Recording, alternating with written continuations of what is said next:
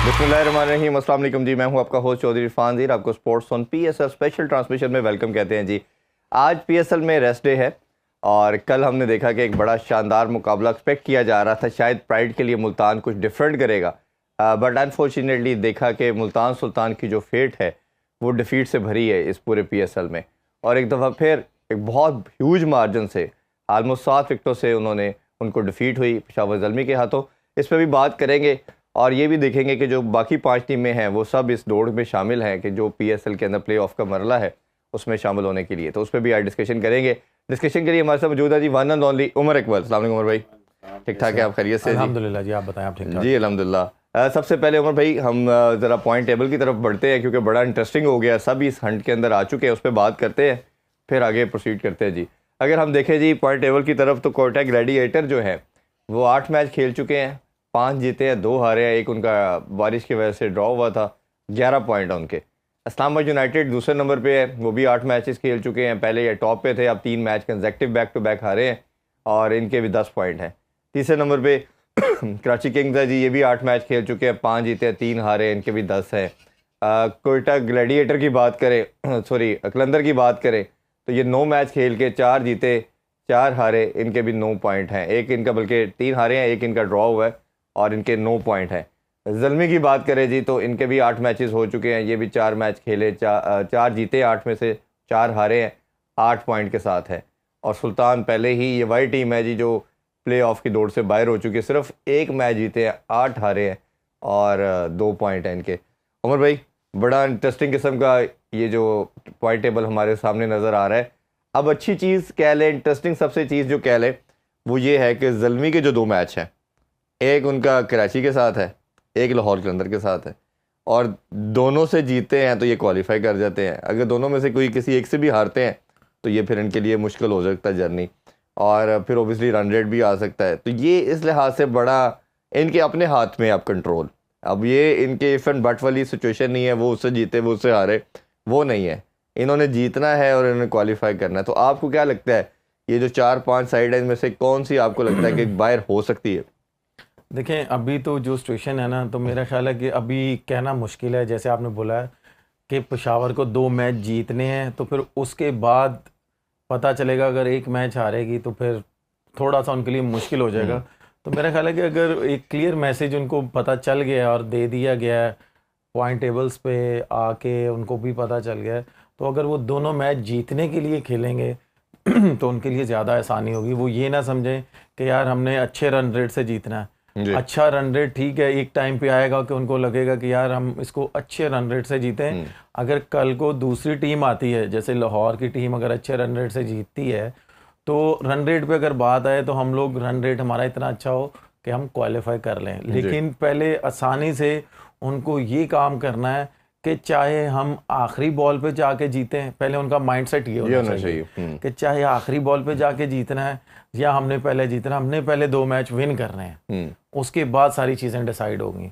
तो मेरा ख्याल है कि बड़ी अच्छी चीज़ होगी कि पेशावर जैसे वापस आई है और उसने कमबैक किया है, तो लगता है कि पेशावर क्वालिफाई करेगी। आपको लगता है जी? अच्छा ये देखिए तो कुछ लेग जो इस्लामाबाद लेग थी उसमें हमने देखा कि इस्लामाबाद यूनाइटेड अनबीटेबल थी और इस तरह कराची में जाके भी अच्छा खेले, बट कुछ साइड ऐसी थी जो लाहौर आके स्ट्रगल की, जिसमें से इस्लामाबाद यूनाइटेड एक है।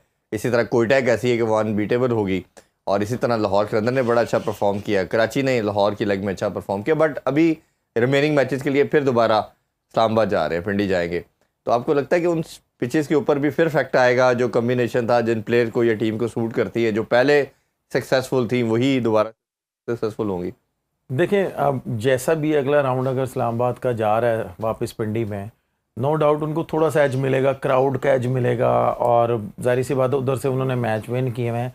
लेकिन इस टाइम जो उनकी टीम की पोजीशन है और उनका मैं समझता हूँ कि उनका थोड़ा सा कॉन्फिडेंस शेक हुआ है, जिसकी वजह से वो कंटिन्यूस मैच हार रहे हैं। अगर वहाँ पे जाके अगर एक मैच भी और हारते हैं अपने क्राउड के सामने, अपने शहर के सामने, तो इनके लिए बहुत ज़्यादा मुश्किल हो जाएगी। लेकिन डिपेंड करता है कि ये वही बात आ जाती है कि हम आप और मैं बात कर रहे थे कि जी हर मैच में 3-3 4-4 चेंजेस, वो इनको थोड़ी सी मुश्किल क्रिएट कर रही है। उसमें फॉरेनर प्लेयर्स भी आते हैं लोकल प्लेयर्स भी आते हैं कि वो उनका कॉन्फिडेंस सारा शेक हुआ पड़ा है। मैं यहाँ पे क्यों मिसाल देता हूँ कोयटा की, कि वो मैक्सिमम बैटिंग से एक चेंज कर देते हैं अगर उन्होंने चेंज करना होता है, या बॉलिंग में मैक्सिमम बॉलिंग में चेंज कर देते हैं, लेकिन वो ये नहीं कर रहे कि भाई हम 3-3 4-4 चेंज करें। इसलिए उनका रिदम पकड़ने का ये आप कह सकते हैं कि उनको बूस्ट मिला है, कि उनकी एक टीम जेल हो गई है। उनको जो आप कह लें कि प्लेइंग 11 है वो उन्होंने एक बना ली हुई है कि यार हम इस प्लेइंग 11 से फाइनल तक जाएंगे। अगर अल्लाह ना करे कोई अनफिट होता है तो उसके बाद हमने जो एक प्लेयर ऐड किया था बैटिंग में वो आएगा तो प्रॉब्लम नहीं होगी। अगर बॉलिंग में कोई अल्लाह ना करे अनफिट होता है तो बॉलर अगर उसकी जगह बॉलर आके खेलेगा तो तब भी उन्हें कोई प्रॉब्लम नहीं होगी। तो उन्होंने सिर्फ मैक्सिमम मेरी नज़र में अभी वो सारे प्लेयर नहीं ग्राउंड में उतारे जो जिस तरह इस्लामाबाद ने उतारे कि जी हम अपना बेंच भी चेक कर रहे थे, सारी चीज़ें चेक कर रहे थे। उन्होंने वो बेसिकली क्योंकि मैं खुद खेलता हूँ ना, उनका माइंड सेट होता है कि भाई हमने टूर्नामेंट के एंड तक जाना है, फाइनल तक जाना है, फाइनल का माइंड होता है उनका, और उसमें वो ये चाहते हैं कि हम लोग फाइनल खेलें और उसको विन करें। तो वो इसलिए पूरी टीम उस तरह खिलाते हैं। अच्छा, ये बात हमने कल भी की कि क्रिकेट के बेसिक कभी चेंज नहीं हुए। 70 साल से या 80 साल से हम जो क्रिकेट देख रहे हैं अब वो यही है, जैसे आपने टीम का कम्बिनेशन डेवलप करना है, इतनी चेंजिंग आप अफोर्ड नहीं कर सकते, ना लीग में कर सकते ना इंटरनेशनल लेवल पे कर सकते, और यही हम देख रहे हैं कि वो स्ट्रगल भी करते नज़र आ रहे हैं। अच्छा, थोड़ी सी बात मुल्तान सुल्तान पे भी कर लेते हैं। अब ओवरऑल देखा जाए तो स्टार्ट हम मैनेजमेंट से करते हैं आज, क्योंकि हमने प्लेयर पे तो बहुत बात कर ली, उन पर भी चले मज़ीद करेंगे। बट अली तरीन साहब ने कोच देखा तो एंडी फ्लावर अवेलेबल नहीं थे, वो शायद IPL में बिजी हो गए। फिर नई मैनेजमेंट आई, फिर प्लेयरों में तब्दीलियाँ बहुत ज़्यादा उन्होंने कर दी। वो उन्होंने कोशिश की कि मैं ही सब कुछ हूँ, वो वन मैन आर्मी बनने की कोशिश की, उन्होंने कहा कि सब कुछ मुझे आता है। लेकिन ये इतना आसान भी नहीं है। क्रिकेट जैसे आप लोग खेलते हैं, ये हमारी भी फील्ड है, समहाउ हमने अपनी लाइफ दी हुई है। अगर कोई इंडिविजुअल आके 2-4 सीज़न करने के बाद ये सोचेगा कि मुझे सब कुछ आता है तो इतना आसान नहीं है। ये उसका रिप्लाई मिला है कि जिसका काम है वो कहा जाता है ना उसी को साजे। तो आपके ख्याल में ये मैनेजमेंट पुअर होने की वजह से ये पूरा इतना बड़ा इफेक्ट आया कि 4-5 सीज़न अच्छा खेलने के बाद इस टाइम बिल्कुल बॉटम पे हैं आप? देखिए, इस पे तो मैं बात नहीं करूँगा। वो किस लिए, ठीक है वो टीम ऑनर है, उनको टीम ऑनर ही रहना चाहिए और इस तरह की चीज़ों में उनको नहीं इन्वॉल्व होना चाहिए। उनकी एक अपनी सेल्फ रिस्पेक्ट है और वो कभी भी उसको ख़राब नहीं होना चाहिए और वो ना होने दें प्लेयरों के आगे या कोचिंग स्टाफ के आगे। हाँ, जैसे आप और मैं बात करते हैं, नहीं मैं सिर्फ उसमें सिर्फ ऐड ये करूँगा कि जैसे सलमान इकबाल साहब की बात करें, ये ज़ल्मी के अफरीदी साहब हैं, ठीक है, ये अगर हम देखते हैं, या इवन लाहौर के अंदर के भी समीर नाना चलो इन्वॉल्व होते हैं, वो मोस्टली हमने देखा है कि वो सिर्फ बाहर से बैठ के चीज़ें गवर्न करते हैं, देखते हैं, मॉनिटर करते हैं, वो खुद ऑन ग्राउंड आके या हर चीज़ में इन्वॉल्व उस तरह नहीं होते। तो ये सवाल से मेरा पूछना चाह रहा था। देखिए, ये डिपेंड करता है उन पे कि यार अगर वो विकेट में आ रहे हैं, देख रहे हैं, ठीक है, एक हर इंसान का शौक़ होता है कि यार मैं अगर इतनी इन्वेस्टमेंट कर रहा हूँ तो अगर मैं विकेट पे जा रहा हूँ तो वो ठीक है, विकेट पे जाके देखे। पहली बात तो ये है कि उनको शायद मेरी नज़र में इतनी उन्होंने क्रिकेट नहीं खेली होगी, फर्स्ट क्लास भी नहीं खेली होगी कि उनको आइडिया हो विकेट का, और आइडिया होने के बाद वो जाके टीम में इंटरफेरेंस करे। मेरा नहीं ख्याल वो करते होंगे, जितना मैं उनको देखता हूँ। इवन यहाँ पे गनी ग्लास में टूर्नामेंट हुआ था, इनकी टीम आई थी, तो ये इवन टीम के डगआउट में भी नहीं बैठते थे। देखिए, मेरे सोर्सेज के मुताबिक ये ड्राफ्ट से लेके अब तक इनकी से सबसे ज़्यादा है। मैं वही बता रहा हूँ ना, जो देखिए मैंने तो अपनी आंखों से देखा है। ये जब गनी ग्लास टूर्नामेंट हुआ था ना डिफेंस में, तो यकीन माने कि ये डगआउट में भी नहीं बैठते थे, ये सेपरेट एक जगह जाके खड़े हो जाते थे कि भाई वसीम भाई को कह देते थे, मोहम्मद वसीम को, कि भाई आपने टीम के कोच हैं, आपने चलानी है टीम, ठीक है। लेकिन शायद वो इस शौक से जाते हो कि शायद मैं ज़रा विकेट देखूं, फिर वो उनकी जो एकेडमी है शायद उसमें थोड़ा सा इंटरफेयर करते हो। लेकिन मेरा नहीं ख्याल ये लीग में करते होंगे इतने, क्योंकि ये पाकिस्तान की one of the best league है और उसके बाद जो इनका कोचिंग स्टाफ है वो बड़ा प्रोफेशनल है। अगर ये उसमें इंटरफेयर करेंगे, उसमें माशाल्लाह हमारे फॉरनर कोच भी हैं, लोकल कोच भी हैं, तो मेरा नहीं ख्याल वो बात सुनते होंगे। अगर तो अब्दुल रहमान ही थे, बाकी तो हमें कोई इस तरह इनका नजर नहीं आया था। इनकी टीम में फॉरनर कोच भी हैं जिनके साथ में श्रीलंका लीग भी वो हमारे हेड कोच रहे हैं, तो ये नहीं है। लेकिन ये है कि वो मेरा नहीं ख्याल कि वो इंटरफेयर करते होंगे कोचिंग स्टाफ। लेकिन इनका जो पहले कोर था कोचिंग में, जैसे मुश्ताक अहमद थे, एंडी फ्लावर थे, जब मोहम्मद वसीम भी डगआउट में नजर आते थे, बट 2-3 लोग जो पहले कंटिन्यूसली चल रहे थे इस दफ़ा वो नज़र नहीं आए। अच्छा, थोड़ा सा अगर हम बात अब टीम पे भी करें, अरे मोहम्मद रिजवान, हमने बहुत बात की कि पॉइंट टेबल पे नंबर 1 है, लेकिन अगेन अपनी टीम उनकी बॉटम पे है। कल भी खैर कोई ख़ास इनिंग तो वो कल नहीं दे पाए, स्टार्ट भी नहीं दे पाए। तो आपके ख्याल में क्या लगता है ये मोहम्मद रिजवान पे किस तरह का प्रेशर बिल्ड हो रहा है?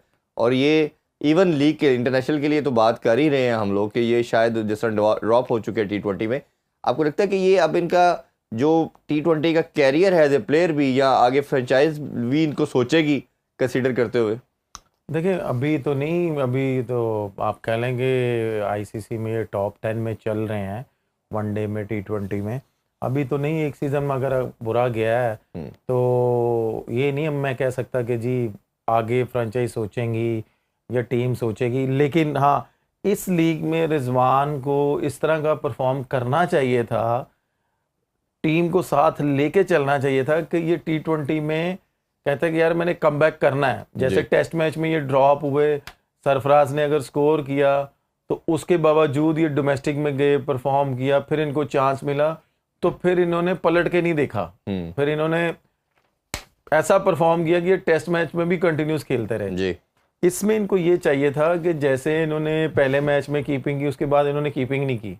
हाँ, कल लास्ट मैच में हमें ठीक है, और मैं बड़ा शॉकिंग हुआ हूँ कि कल इसने कीपिंग की। अगर थोड़ा सा इस माइंड से खेलता कि यार मैंने हर मैच में कीपिंग करनी है और मैंने अपनी बेस्ट प्लेइंग 11 उतारनी है और मैंने अपनी टीम को फाइट करवानी है और मैंने खुद भी फाइट करनी है और मैंने अच्छा स्कोर करना है, अच्छी कीपिंग करनी है, कि मैं एक दफ़ा फिर सेलेक्टरों को मजबूर कर दूं जी कि भाई मैं अभी भी T20 खेल सकता हूं। क्योंकि आपको भी पता आगे बांग्लादेश टूर आ रहा है, फिर एशिया कप आ रहा है, फिर वर्ल्ड कप आ रहा है, T20, हाँ जी, आगे सारी क्रिकेट ही T20 की है। तो इसको ये सोचना चाहिए था कि बजाय इसके कि ये कीपिंग छोड़ के एज ए फील्डर और एज ए बैट्समैन खेले।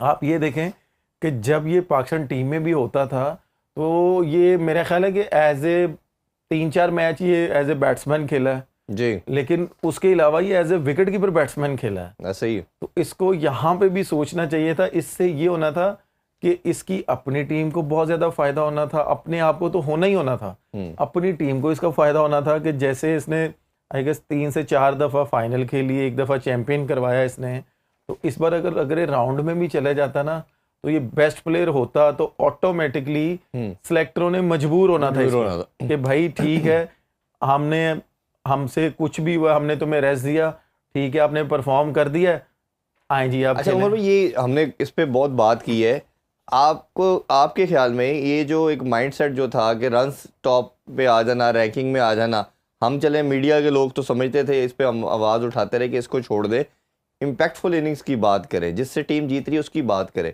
अब ये टीम से भी ड्रॉप होना शुरू हो गए, ये ड्रॉप हुआ, बाबर ड्रॉप हुआ, शाहीन ड्रॉप हुआ, हारिस रऊफ ड्रॉप हो चुके, ये जो पहले नहीं होता था। अब आपके ख्याल में ये जो प्रेशर जो अब सोशल मीडिया में अवाम भी नाराज़ है, अवाम ने भी अब ये बात करना शुरू कर दी कि भाई हमें कोई आपका 50-60 नहीं चाहिए, हमें वो चाहिए जिससे टीम जीतती है। तो इसी तरह ये रिफ्लेक्ट हो रही है इनकी लीग क्रिकेट के अंदर भी। आपके ख्याल में अब ये प्रेशर इन पे आएगा कि भाईजान अब अगर हमने टीम में कमबैक करना है या खेलना तो टीम को जिताना है, अपने माइलस्टोन जो है ना वो लोग अब उसको फ़ौरन पकड़ लेते हैं? देखें, ये तो इनको ऑलरेडी पहले से मैसेज मिल गया हुआ था, क्योंकि सोशल मीडिया इतना फास्ट हो चुका हुआ है, मीडिया इतना फास्ट हो चुका हुआ है कि हर प्लेयर, छोटे से छोटा प्लेयर को मैसेज मिल जाता है, चाहे कुछ भी वो करे ना, मैसेज मिल जाता है। मेरा ख्याल है कि इनको बहुत पहले अपनी क्रिकेट चेंज करनी चाहिए थी, बेसिक्स पे रह के जो मर्जी करते, लेकिन गेम चेंज ना करना ये इनके अपने हाथ में होता है, चेंज करना इनके अपने हाथ में होता है, ठीक है। लेकिन बात वही आ जाती है कि आजकल की मॉडर्न डे क्रिकेट जब तक आप नहीं खेलेंगे तो आप अपने फैंस के और जो दूसरी टीमों के फैंस भी होते हैं वो आपकी तरफ कभी भी नहीं आते। वो यही कहते हैं कि यार इस बंदे ने अपनी गेम चेंज की है और ये करना चाह रहा है, अगर इससे नहीं भी हो रहा ना तो जो क्रिकेट को देखने वाले लोग हैं ना, समझ जाते हैं लोग, वो समझते हैं कि यार इसकी गेम पहले ये थी और ये चेंज कर रहा है तो इसको थोड़ा सा टाइम लगेगा, हम इसको इतना मार्जिन देते हैं। अगर वो नहीं चेंज कर पा रहा तो फिर आप जो देखने वाले लोग होते हैं, आप जैसे लोग होते हैं, वो कहते हैं कि यार नहीं ये गेम इसकी स्किल लेवल इतना ही इसका स्किल लेवल है, इसको बोलो कि यार वापस उसी पोजीशन पे आके उसी तरह ये क्रिकेट खेले, अपने इर्द गिर्द वालों को साथ साथ खिलाए। अच्छा, ये इसमें जिंदा मिसाल है जो रूट है कि वो स्टार्टिंग में उसने चेंज की क्रिकेट, ठीक है, वनडे में वाइट बॉल क्रिकेट में उसने चेंज तो कर ली, उसने स्ट्रगल टेस्ट मैच में शुरू कर दिया।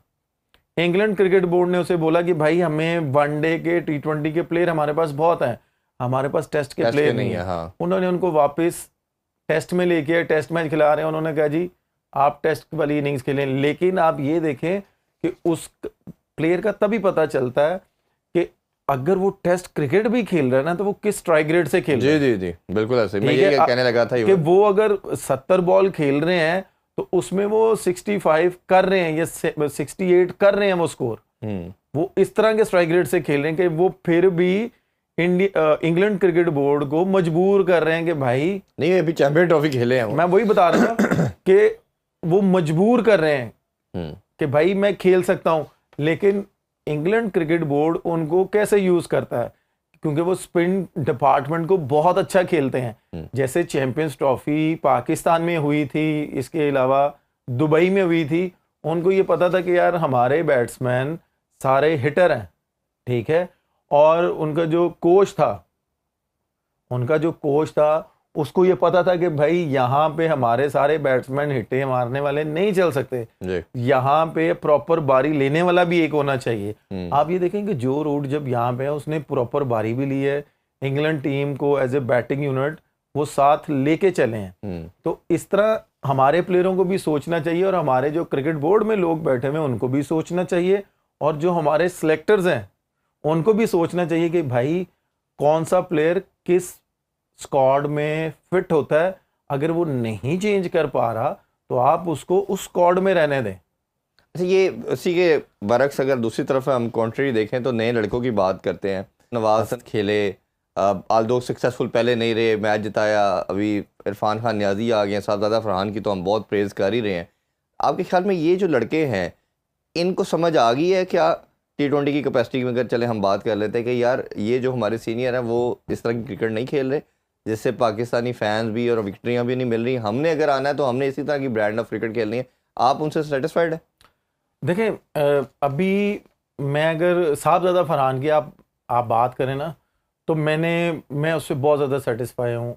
वो इसलिए कि उसने अपनी गेम चेंज की है, ठीक है। वो मैं उसको 4डे में भी देखता हूँ तो वो 4डे को 4डे की तरह खेलता है, ठीक है। ये नहीं कि उसका समझ लें कि जी वो 150 बॉल खेल के 60-70 कर रहा है, नहीं, वो भी उसका भी जो रूट वाला हिसाब है कि भाई 150 बॉल खेला है तो उसने 130-140 करना है उसने, ठीक है। वनडे खेलता है तो वनडे की तरह खेलता है, वो T20 खेलता है तो T20 की तरह खेलता है, ठीक है। उसने अपनी गेम बहुत ज़्यादा इंप्रूव की है, जो कि वो जब इंटरनेशनल क्रिकेट में गया था उसमें उसने बहुत ज़्यादा स्ट्रगल किया, उसके बाद वापस डोमेस्टिक में आया, फिर उसने इस तरह का परफॉर्म किया कि फिर समझ लें कि उसको फिर एक टूर मिला, उसने फिर वहाँ पे जाके उस तरह का परफॉर्म नहीं किया, लेकिन टच नज़र आया उसमें कि यार ये इसने गेम चेंज की है। उसके बाद वो फिर वापस आया, फिर उसने बल्कि वर्ल्ड रिकॉर्ड बना दिया कि भाई इसने कितने 100 कर दिए, एक मंथ के अंदर 400 कर दिए, ठीक है। फिर PSL में आया, PSL में उसने इतना चेंज कर दिया। बाकी जो प्लेयर्स हैं मैं इनको थोड़ा सा अभी आप कह लें कि जब तक ये कंटिन्यूस परफॉर्म नहीं करते, 5 मैचों में इस तरह का परफॉर्म नहीं करेंगे ना, तो आप कह सकते हैं कि थोड़ा सा है तो टफ इनके लिए, क्योंकि ये अगर करेंगे तो ऑटोमेटिकली जो इनके सीनियर प्लेयर है ना, बात ये कि एटलीस्ट इंटेंट तो नजर आ रही है ना। लेकिन इंटेंट की बात नहीं है, इंटेंट तो आपको भी मैं बोलूंगा ना, आपको जो पोजीशन है आप भी जाके ना बैट घुमाना शुरू कर देंगे, ठीक है। मजा उस चीज का है कि भाई लगातार परफॉर्म करना, वो एक डिफरेंट है। लेकिन आप अभी से इन प्लेयरों को इतने बड़े बड़े नामों के साथ जोड़ देंगे ना तो वो फिर थोड़ा सा जो क्रिकेट खेला हुआ होता है ना। अभी और बात करते हैं भाई, अभी एक ब्रेक की तरफ बढ़ते हैं, ब्रेक से वापस आके यही से डिस्कशन को कंटिन्यू करेंगे, हमारे साथ रहिए। Welcome back in sports on, आप देख रहे हैं PSL स्पेशल ट्रांसमिशन। उमर भाई, ब्रेक से पहले हम बात कर रहे थे ये यंगस्टर के हवाले से, तो आप उस बात को कंटिन्यू करना चाहेंगे। साहबजादा फरहान आप बता रहे थे कि आप सेटिस्फाइड हैं। साहबजादा फरहान से तो मैंने ऑलरेडी बता दिया कि मैं उससे बहुत ज़्यादा सेटिस्फाई हूँ, और बाकी जो आपने नाम लिए ना, अभी इनको एक एक मैच हुआ है, इन्होंने इंटरनेशनल क्रिकेट में परफॉर्म भी नहीं किया, इनको जितने मौके मिले हैं। ये तो खुशकिस्मत है कि जितने इनको मौके मिले हैं तो ये फिर भी उस सर्कल का हिस्सा बने हुए हैं। हमारे टाइम पे इतने मौके मिलते नहीं थे। कोई भी नया लड़का आता था ना, जितना मर्जी उसने परफॉर्म किया होता था ना, तो उसको मैक्सिमम 3 मौके मिलते थे या 2 मौके मिलते थे। अगर जिसने कमबैक भी करना होता था ना, तो उसको भी ज़्यादा से ज़्यादा 2 मौके मिलते थे, 3 मौके मिलते थे। नहीं किया, जाओ जी वापस डोमेस्टिक में फिर परफॉर्म करके आओ, फिर हम सोचेंगे। ठीक है, लेकिन बात वही आ जाती है कि अभी आप इस तरह के लड़कों को अभी खेलने दें। अभी आप इनको, ये बाबर, रिजवान, आप कह लें कि इनके साथ अभी ना अटैच करें। वो क्योंकि इन्होंने पाकिस्तान के लिए बहुत ज़्यादा स्कोर किया हुआ है, बहुत ज़्यादा रन्स किए हुए हैं। शहीन शाह हो गया कि इसने पाकिस्तान को बहुत से मैचेस जितवाए हैं सिंगल हैंडेडली। पहले ओवर में 2-2 आउट किए हुए हैं। नसीम शाह को आप देख लेंगे, उसने भी बड़े मैचेस जितवाए हैं। कि जब तक इन प्लेयर का पता तब चलता है कि वो अगर उस क्रिकेट में आने के लिए बहुत आसान है कि भाई पाकिस्तान टीम में आना बहुत आसान है, भाई डोमेस्टिक में परफॉर्म करो, उधर आ जाओ। उधर रहना सबसे मुश्किल है। उधर रहना इसलिए मुश्किल है कि अगर आपने वहां पे परफॉर्म करोगे तो रहोगे, नहीं तो आपको वापसी की टिकट देते हैं जी, आप जाएं वापस। ठीक है, तो इसलिए उन्होंने बहुत ज्यादा परफॉर्म किया हुआ है। अभी जरा इनको परफॉर्म करने दें, लीग में नहीं, इंटरनेशनल क्रिकेट में परफॉर्म करने दें, उसके बाद आप इनको रिमार्क्स दीजिएगा। ये भी पॉइंट ऑफ डिस्कशन पे आएगी ना बात के टीम में आते हैं तो खिलाया जाता है, उनके नंबरों पे खिलाया जाता है, ये सारी ये भी बातें, ये भी खैर हम आगे देखेंगे। अच्छा, ये जो सिलेक्शन का क्राइटेरिया पीएसएल के आने के बाद चेंज हो गया, जितनी मर्जी हम बात करते हैं जी, 4 डे की क्रिकेट की वैल्यू है, डोमेस्टिक की वैल्यू है, कायदम ट्रॉफी की वैल्यू है, बट हमने देखा ऐसा कुछ भी नहीं है। वैल्यू किसकी है? सिर्फ पीएसएल की है। ये आप भी जानते हैं, हम भी जानते हैं। अब इससे कोई एग्री करता है नहीं करता, वो तो फिर उसकी मर्जी है। इससे आप क्या लगता है कि ये पाकिस्तान क्रिकेट को फ़ायदा हुआ है या नुकसान हुआ है? सर ये देखें कि जब पाकिस्तान की टीम, जब हम लोग भी खेलते थे, हम लोगों से पहले भी जो हमारे लेजेंड थे, तो पाकिस्तान की टीम से कोई खेलने से डरता था कि यार इनको कैसे पकड़ें। उस वक्त तो पीएसएल नहीं होती थी, उस वक्त तो इतना T20 भी नहीं होता था। उस वक्त अगर T20 होता था तो वो रीजनों का होता था। रीजन में, हर रीजन में कम से कम 7 से 8 टेस्ट प्लेयर खेल रहे होते थे। ऐसे ही लाहौर की तरफ से मुझे अच्छे तरीके से याद है कि 10 इंटरनेशनल प्लेयर खेल रहे होते थे। सिर्फ एक प्लेयर खेल रहा होता था, इमरान अली, वो सुई गैस का बॉलर था, कि वो समझ लें कि वो कहता था कि भाई मुझे आप किस बेस पे बाहर बैठाओगे।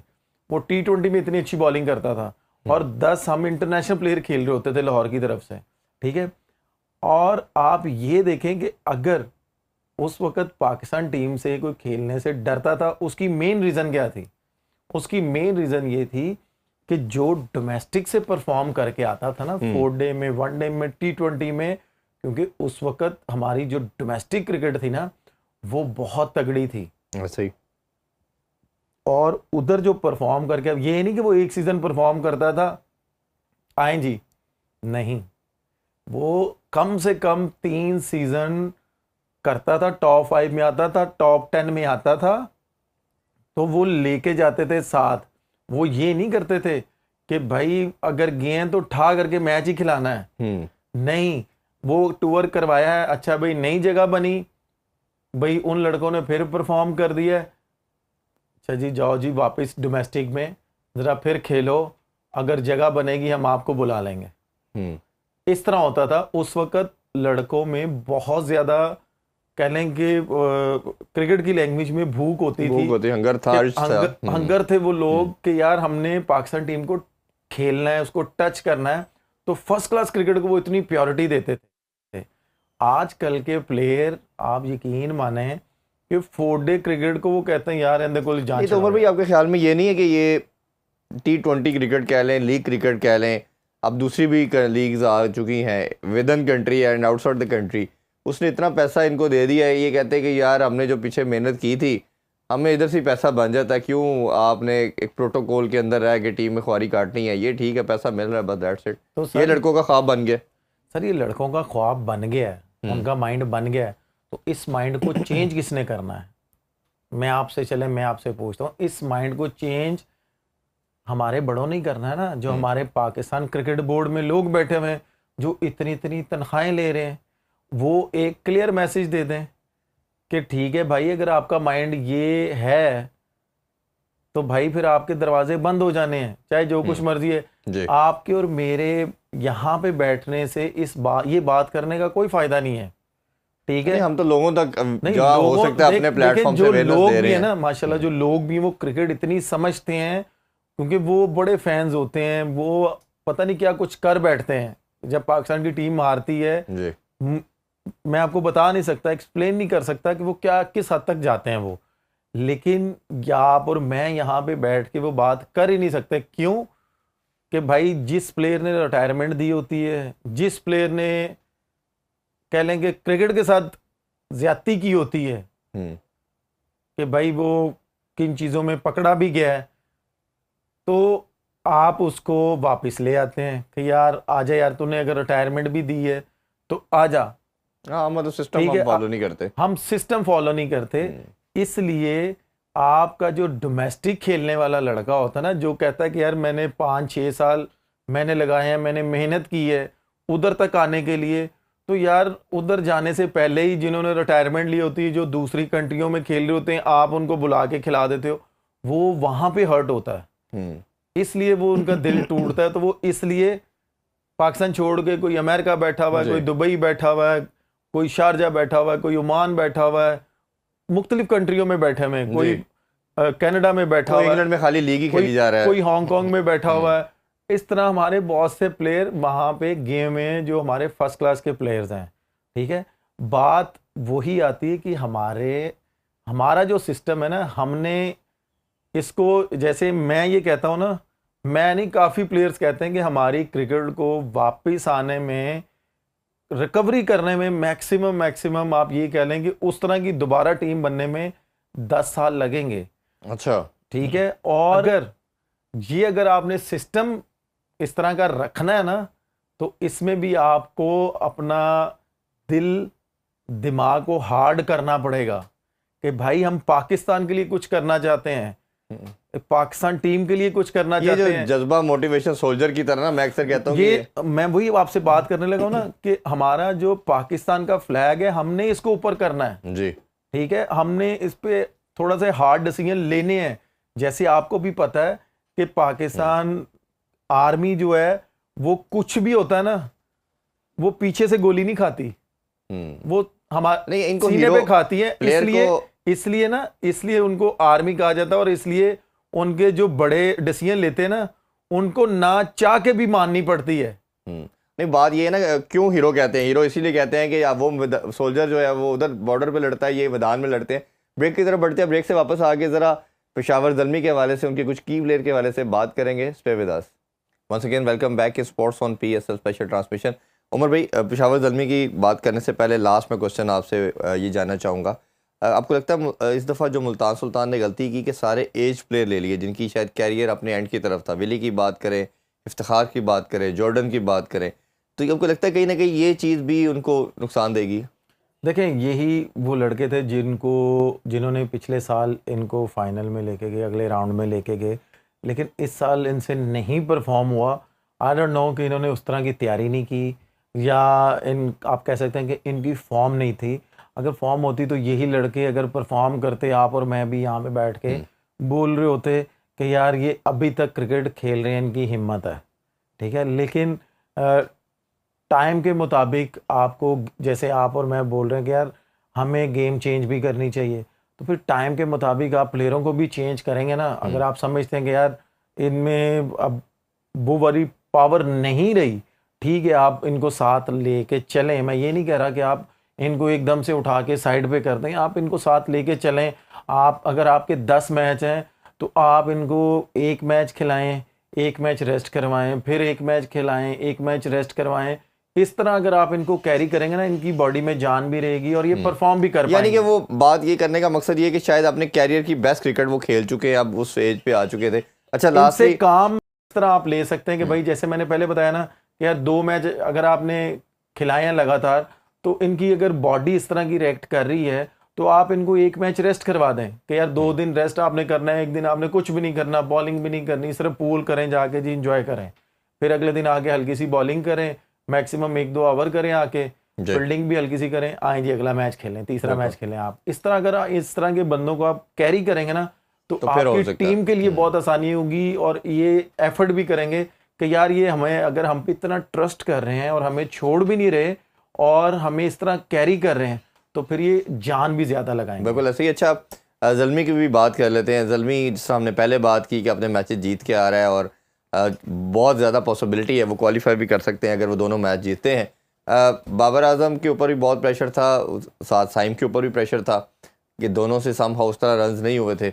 साइम की पहले बात कर लेते हैं। साइम हमें बेहतर शेप में नज़र आए, अच्छी फ्री फ्लोइंग शॉट खेल रहे थे। जो मैं एक चीज़ नोटिस कर रहा था, आपने बताया कि बैलेंस आउट हो रहा है, कल वो पाँव पे खड़ा होकर शॉट्स खेल रहा था, जो आपने टेक्निकली चीज़ एक पॉइंट आउट की थी, तो हमने बेहतर नज़र आया। 49 शानदार किया, लेकिन मुश्किल पिच था। तो आप उसकी परफॉर्मेंस को कैसे एनालाइज करते हैं? देखिए, जब आप अगर उसका क्लिप निकाल के देखें ना, साइम का, जब उसका कैच ड्रॉप हुआ है उस वक्त उसका आगे वाला हिस्सा ना हवा में था, सिर्फ एड़ी नीचे लगी हुई थी, इसलिए उसका एज लगा। ठीक है, उसके बाद आप उसके जितने मर्जी शॉट निकाल के देख लें कि उसके दोनों पाँव की बेस बहुत अच्छी बनी हुई थी, और उसकी बेस अच्छी बनी हुई थी, और वो जिस मर्जी बॉल को अपनी मर्जी से खेल रहे थे, उसके पास इतना टाइम था।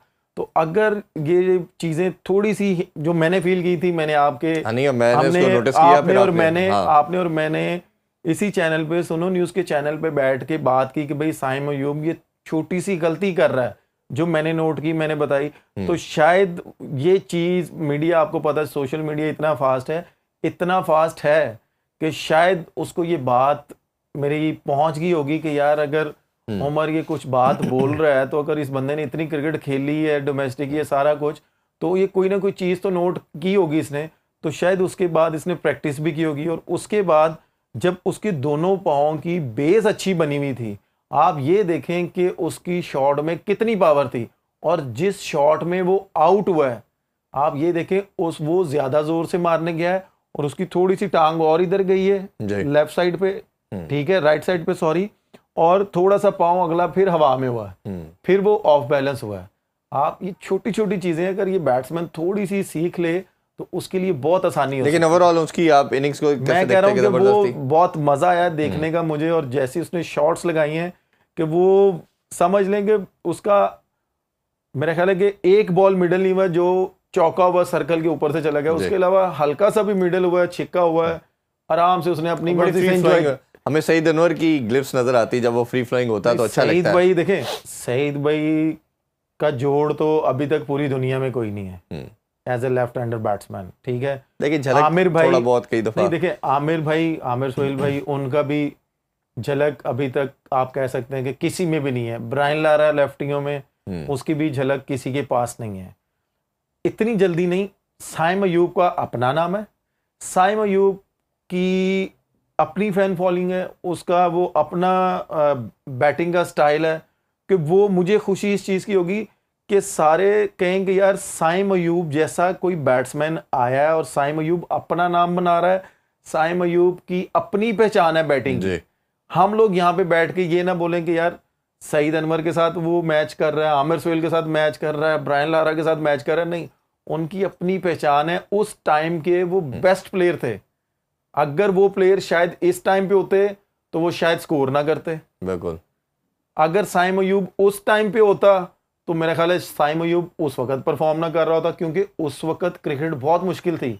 उस वक्त जो बॉलिंग होती थी दूसरी टीमों की, वो 4-4 पेसर थे और माशाल्लाह 6 फुट से ऊपर होते थे, और उनकी पेस कितनी होती थी, सारे बॉलर थे उस टाइम के अंदर, उनकी पेस कितनी होती थी और विकेटें कितनी मुश्किल होती थी।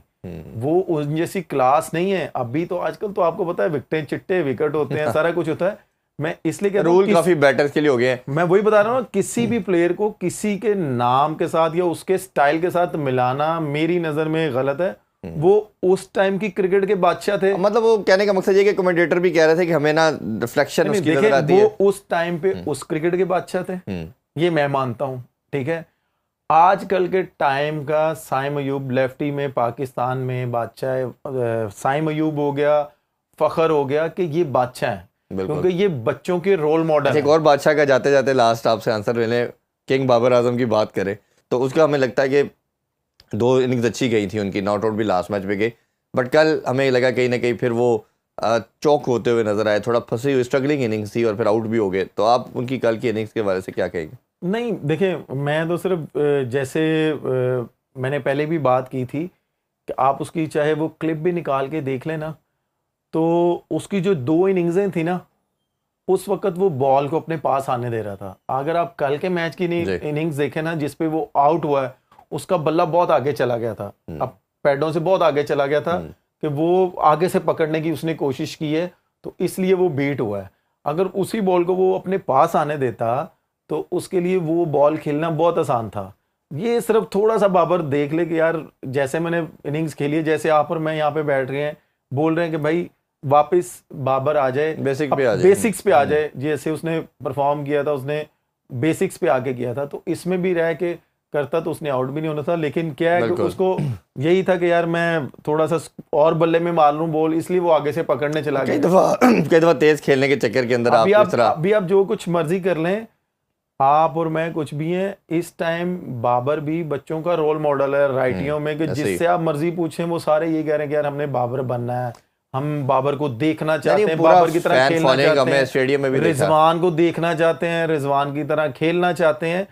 इन्होंने अपनी पहचान बनाई है आजकल की क्रिकेट में। बिल्कुल, इस पे हम और मजीद बात करेंगे। अभी प्रोग्राम में हम इजाज़त लेते हैं जी। बहुत शुक्रिया उमर भाई आपके टाइम का। इंशाल्लाह कल आप लोगों से दोबारा मुलाकात होगी सेम टाइम पे। अपना बहुत ख्याल रखिए। अल्लाह हाफिज़। पाकिस्तान जिंदाबाद।